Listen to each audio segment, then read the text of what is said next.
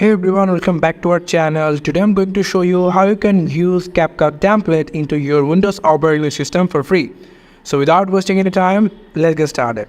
If you want to use CapCut from your laptop, then it's very simple. So you just need to come over into Google Chrome, and then here you just need to search for CapCut.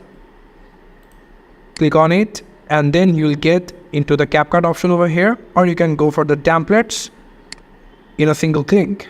So here you can see we are in CapCut templates, and you can see there are a lot of templates and there are a lot of sections called Spring Breaks, TikTok, Business, Lyrics, Into, YouTube Auto, Daily Vlog, a lot of templates over here.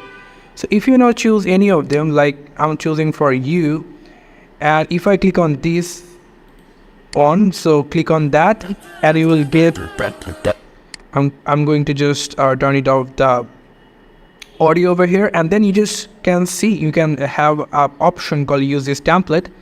So click on that.